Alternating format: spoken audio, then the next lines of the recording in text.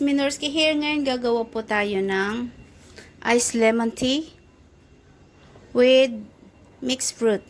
So, ang kailangan natin, ang tea. We need ice.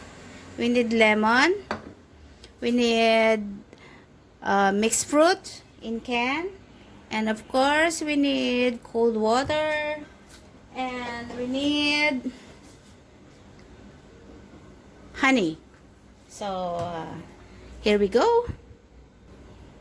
Yan yung ating tea. Nilagyan ko ng hot water para lang ma-dissolve yung yung tea. Yan. Yan siya, guys. Tapos i-transfer natin ito sa glass. Yan siya. Depende sa gusto mong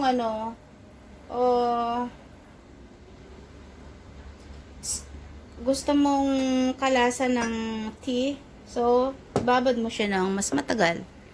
Tapos, ang gawin natin, lagay muna natin ang honey. Habang mainit-init yung water with, ayan. Konti pa. Depende rin sa tamis na gusto mo, guys. Naisipan ko lang gawin ito. It's my first try to make this. Tapos, lagay natin ang lemon.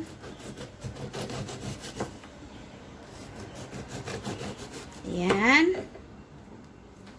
Lagyan natin ang lemon. Share ko lang sa inyo, guys. Itong naisipan kong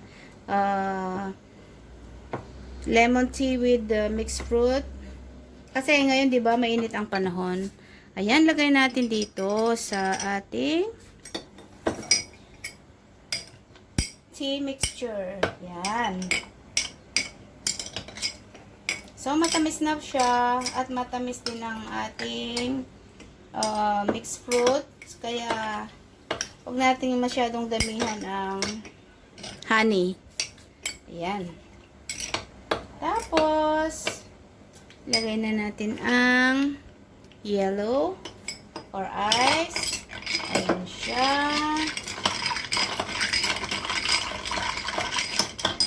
At ilagay natin ang ating mixed fruit with the syrup. Ayan. Ay, sorry. Laglag. Lagay ko na rin. Ayan. Tapos, malit kasi yung ating glass, guys. Ayan. Maglagay tayo ng water. Cold water. At ito na ang ating lemon tea with mixed fruit. Ayan, guys. Inumin na natin. Ito na po ang ating juice. Thank you for watching Jasmine Norski channel. If you are new in my channel, please click the bell button so that you will be notified in my next video. Bye, guys. Thank you.